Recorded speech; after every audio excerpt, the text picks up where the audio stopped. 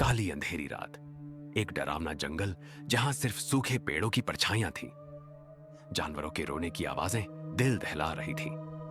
आसमान में बादलों ने चांद को पूरी तरह ढक लिया था और बर्फीली हवाएं किसी तूफान के आने का संकेत दे रही थी। एक 18 साल की लड़की काव्या हाथ में मशाल लिए बिना डरे उस जंगल के बीचों बीच चली जा रही थी। उसकी भूरी आंखें और दूध जैसा सफेद चेहरा मशाल की रोशनी में चमक रहा था, लेकिन उसकी चाल ऐसी थी जैसे कोई अदृश्य शक्ति उसे खींच रही हो। एक पुराने बरगद के पेड़ के पास रुककर उसने मशाल जमीन में गाड़ दी। उसने पागलों की तरह जमीन खोदना शुरू किया। अचानक उसके हाथ एक पीतल की पुरानी संदूकची लगी। जैसे ही उसने उसका ढक्कन खोला, उसमें से काली राख उड़ने लगी और देखते ही देखते एक भयानक बवंडर उठ खड़ा हुआ। उस धुएं के बीच से एक प्रेतनी की आकृति उभरी। वह भयानक साया काव्या के पास आया और जोर से हंसते हुए बोला, जानती है तूने क्या किया? तूने अपनी ही मौत को आजाद कर दिया है। अब तेरा पूरा खानदान खत्म हो जाएगा। और उस साए ने एक खंजर काव्या के सीने में उतार दिया।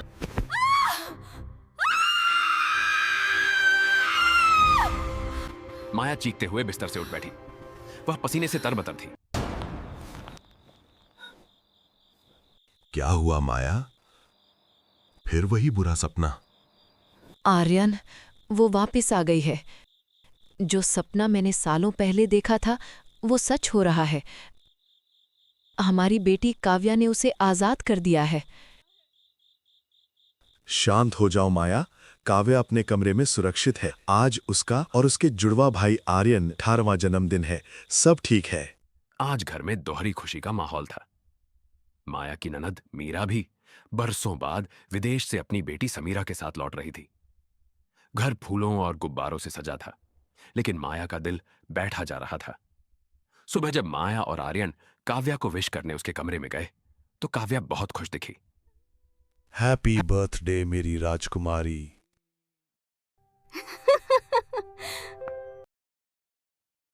Thank you dad.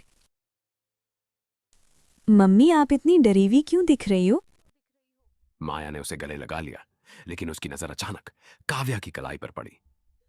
वहां एक अजीब सा काला निशान उभर आया था, जो बिल्कुल वैसा ही था जैसा उसने सपने में देखा था।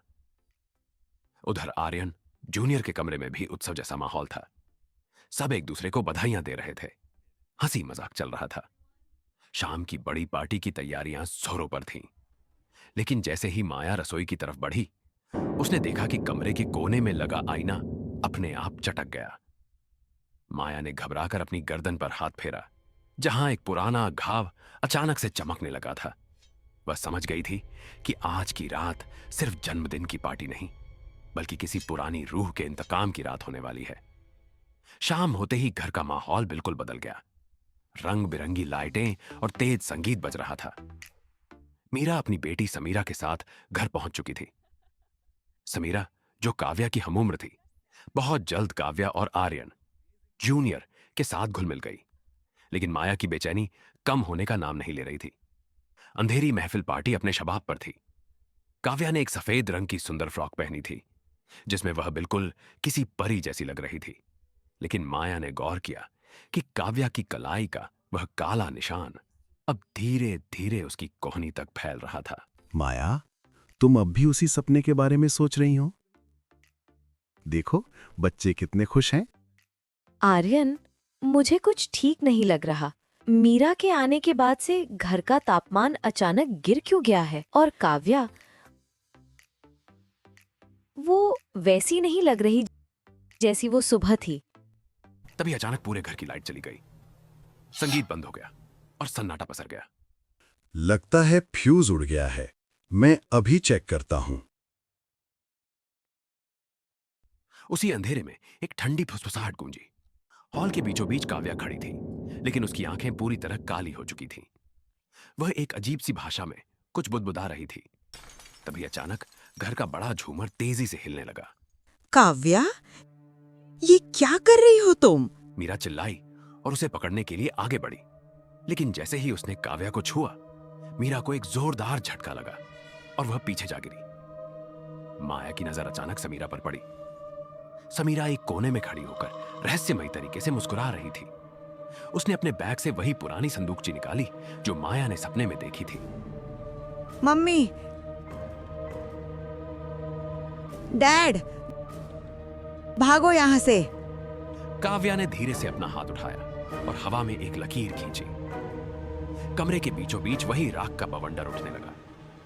उस धुएं में से वही डरावनी प्रेतनी प्रकट हुई जिसे माया ने सपने में देखा था। माया, याद है ना, 18 साल पहले तूने मुझे इसी राख में बदला था।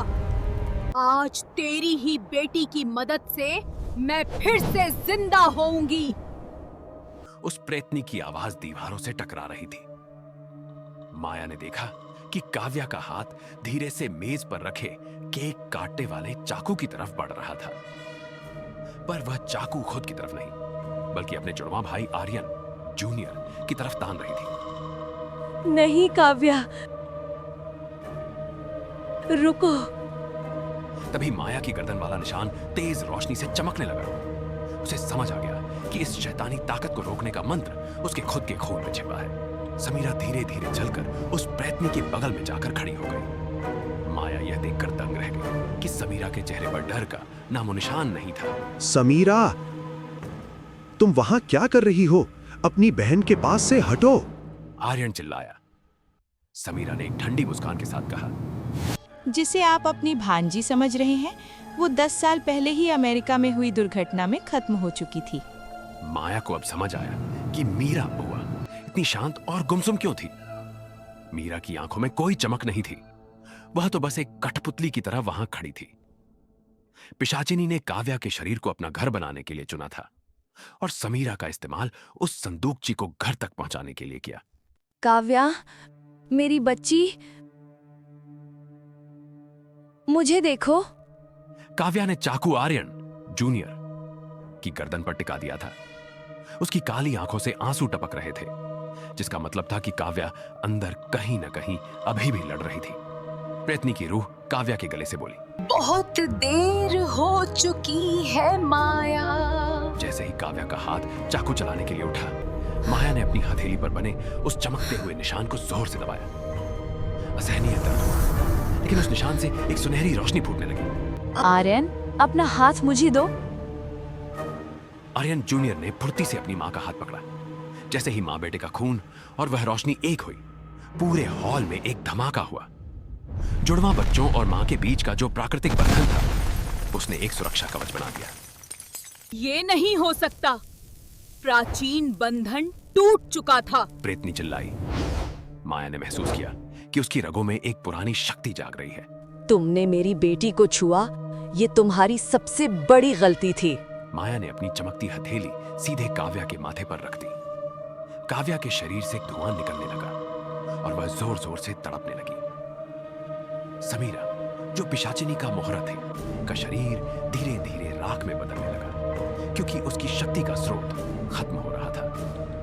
एक जोरदार चीख के साथ वह प्रेतनी काव्या के शरीर से बाहर निकली और वापस उस संदूकची में समाने लगी। माया ने फुर्ती से मेज पर रखी राख उठाई और संदूकची को बंद करके उस पर अपना खून लगा दिया।